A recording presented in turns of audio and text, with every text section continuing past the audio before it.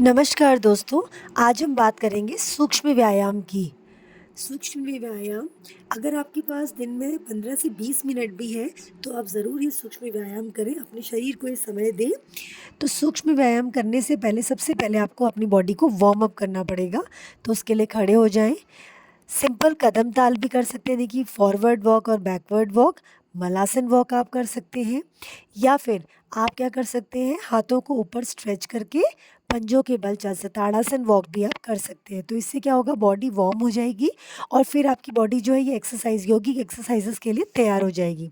अब सबसे पहले आप क्या करेंगे, सुखासन में बैठेंगे और सबसे पहले हम गर्दन से शुरू करेंगे। तो सब गर्दन से लेकर हम पाँव की उंगलियों तक सारे सूक्ष्म व्यायाम आज अभ्यास करेंगे।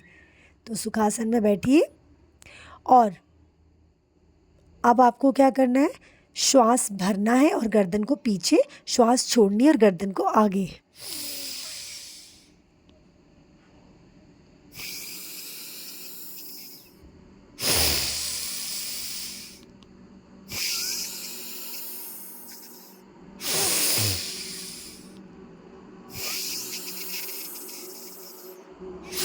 जिन्हें सर्वाइकल की प्रॉब्लम है या एक्यूट नेक पेन है, वो गर्दन को ज़्यादा आगे ना झुकाएं, बल्कि श्वास भरकर गर्दन सिर्फ सीधी रखें। देखिए,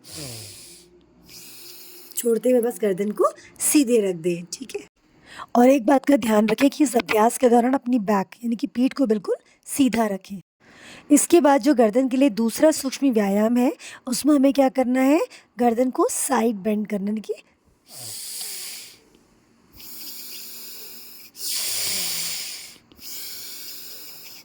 यानी कि श्वास भरेंगे, पहले एक साइड ले जाएंगे, श्वास छोड़ते हुए सामने आएंगे, फिर श्वास भरेंगे, दूसरी साइड बेंड करेंगे, श्वास छोड़ते हुए सामने देखेंगे। तो ऐसा आप 5 से 10 बार कर सकते हैं। इससे क्या होगा, अच्छा स्ट्रेच मिलेगा आपकी गर्दन को।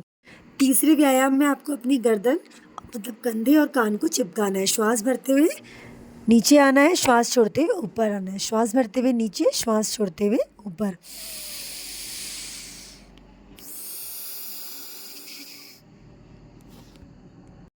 दोस्तों, गर्दन की ये जो यौगिक एक्सरसाइजेस यानी कि सूक्ष्म व्यायाम है, ये आपकी गर्दन यानी कि गर्दन में किसी भी प्रकार के दर्द है उससे आपको रिलीफ दिलाएगी, आपकी नेक की फ्लेक्सिबिलिटी बढ़ाती है। तो ये आप ज़रूर करें। अब आपको नेक रोटेशन करना है clockwise as well as anti clockwise. तो सांस भरते हुए जाएंगे और सांस छोड़ते हुए वापस आएंगे।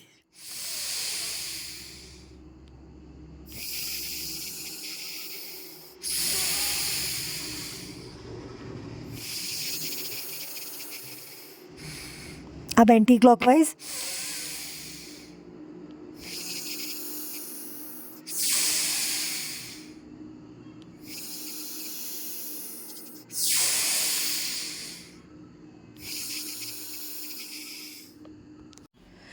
तो गर्दन के सूक्ष्म व्यायाम के बाद अब हम आगे बढ़ते हैं कंधों के लिए, यानी कि अब हम कंधों के लिए यौगिक एक्सरसाइज करेंगे। तो ये भी आपके 2 चरणों में होगी। सबसे पहले श्वास भरेंगे, कंधे को ऊपर उठाएंगे, श्वास छोड़ेंगे, कंधे को नीचे।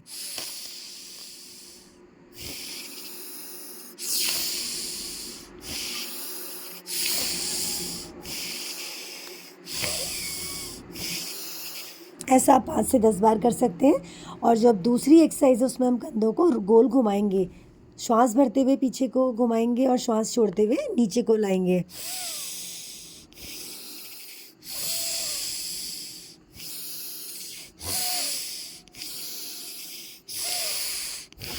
इसमें भी हम क्लॉकवाइज और एंटी क्लॉकवाइज करेंगे, यानी कि एक बार हमने क्लॉकवाइज करा, उसके बाद हम इसको एंटी क्लॉकवाइज भी करेंगे।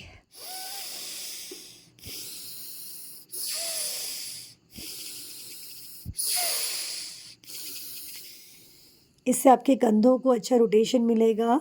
और तो अब बारी है कलाइयों की मूवमेंट की, यानी कि रिस्ट रोटेशन और रिस्ट की स्ट्रेंथ बढ़ाने के लिए। तो इसके लिए सिंपल एक्सरसाइज है, एक तो ये आप कर सकते हैं। दूसरा, आप अपने क्या करते हैं, रिस्ट को घुमाएंगे, यानी कि एक हाथ से पहले एक दूसरे हाथ की कलाई पकड़ेंगे और रिस्ट को घुमाएंगे। चाहे मुट्ठी बंद करके घुमाएं, चाहे खोल के घुमाइए, क्लॉकवाइज और एंटी क्लॉकवाइज, और ऐसा दोनों हाथों में आप करेंगे। इसे करने के बाद आप क्या कर सकते हैं, दोनों हाथों को भी आप एक साथ क्लॉकवाइज़ और एंटी क्लॉकवाइज़ घुमा सकते हैं। तो फ्रेंड्स, जितने भी ऐसे आसन होते हैं जिसमें आपको हैंड पे बॉडी का वेट बैलेंस करना होता है, जैसे बकासन हो गया, हैंड स्टैंड हो गया, तो उन आसनों को करने में बहुत हेल्प मिलती है जब हम अपनी रिस्ट की स्ट्रेंथ को बढ़ाते हैं, रिस्ट के मसल्स की फ्लेक्सिबिलिटी को बढ़ाते हैं। तो ये एक्सरसाइज़ भी और ये योगिक एक्सरसाइज़ भी आपको ज़रूर से करनी चाहिए। अब नेक्स्ट जो है थोरैसिक पोर्शन है, चेस्ट वाला, फेफड़े वाला पोर्शन है। तो इसके लिए भी हम भस्त्रिका प्राणायाम कर सकते हैं। हालाँकि वो एक प्राणायाम है, बट आप उसे योगिक एक्सरसाइज में भी इंक्लूड कर सकते हो। तो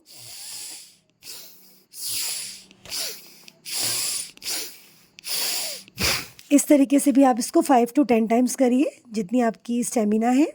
दूसरी एक्सरसाइज में हाथों को सीधे रखेंगे, श्वास भरते हुए पीछे जाएँगे, श्वास छोड़ते हुए आगे आएँगे।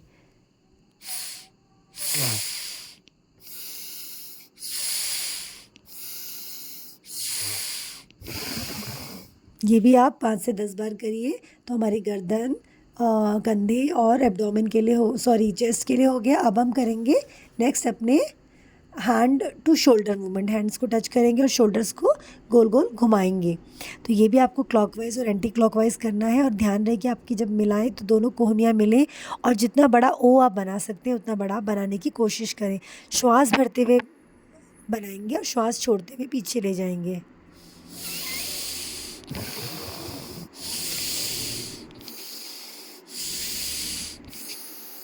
ये भी आप 5 टू 10 टाइम्स करिए, या आप ज़्यादा कर सकते हैं तो 10 टू 15 टाइम्स भी करिए। एक बार क्लॉकवाइज करें और दूसरी बार एंटी क्लॉकवाइज करें।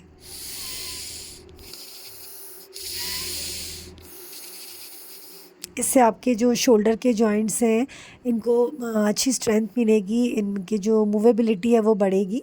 अगली यॉगिक एक्सरसाइज है एब्डोमेन वाले पोर्शन के लिए। तो उसके लिए हम क्या करेंगे, बैठे बैठे ट्विस्टिंग करेंगे। सांस भरते हुए हम पीछे को जाएंगे, और सांस छोड़ते हुए हम वापस आगे आएंगे। तो आप चाहे तो एक हाथ क्रॉस करके भी रख सकते हैं, या दोनों हाथों को भी आप पीछे रख सकते हैं। तो ऐसा भी आप 5 टू 10 टाइम करेंगे।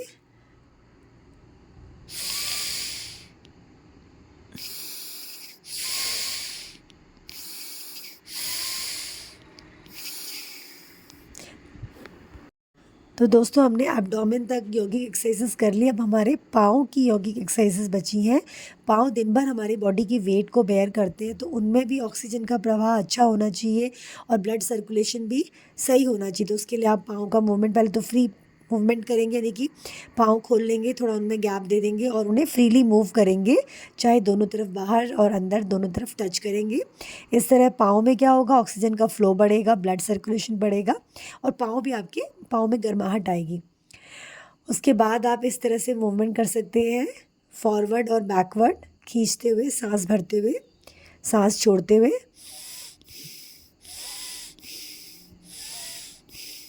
ये बहुत ज़रूरी है। उसके बाद रोटेशन करेंगे, क्लॉकवाइज़, एंटी क्लॉकवाइज़। जितना ज़्यादा आप बेंड कर सकते हैं उतना आप बेंड करिए, और इस योगिक एक्सरसाइज के दौरान भी कोशिश करिए कि आपकी बैक सीधी हो, पीछे हाथ का सपोर्ट दें और बैक को सीधा रखें। ये यॉगिक एक्सरसाइज आपकी पाँव की जो मसल्स हैं उनमें फ्लेक्सिबिलिटी बढ़ाएगी, उनकी स्ट्रेंथ बढ़ाएगी। जितने भी आप पाँव वाले आसन करेंगे तो उसमें आपको बहुत हेल्पफुल होगी। तो इसे भी आप कर सकते हो, और ये बहुत आसान है करना, इसके लिए आपको ज़्यादा समय की ज़रूरत भी नहीं है।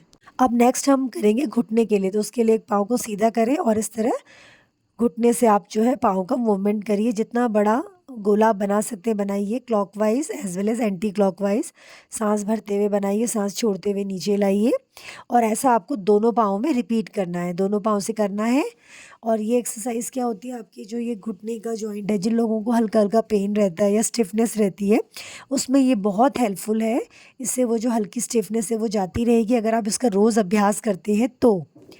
और दूसरा, अगेन फिर ये बार बार मैं एक ही बात कहती हूँ कि मसल्स की फ्लेक्सिबिलिटी बढ़ाती है, स्ट्रेंथ देती है पाँव में। और उसके बाद फिर अब इस तरह से अपने पाँव को ऊपर नीचे मूव करिए, दोनों तरफ ये चीज़ें रिपीट करिए। तो दोस्तों पाँव की भी योगिक एक्सरसाइजेस हो गई हैं। अब बहुत देर से बैठे-बैठे करें क्या हुआ, हमारा जो ये पेल्विक वाला पोर्शन है इसको भी हमें एक स्ट्रेच देना है, जिसके लिए सबसे अच्छा आसन है तितली आसन, बटरफ्लाई पोज़। और उसके लिए आपको क्या करना है, इस तरह बैठना है, अपने दोनों पाँव को जोड़ना है और बैक सीधी रखनी है। उसके बाद पाँव को जितना कोशिश करो पेल्विक के पास लाइए और फिर आपको मूवमेंट करना है, श्वास भरते हुए ऊपर, श्वास छोड़ते हुए नीचे आपको करना है।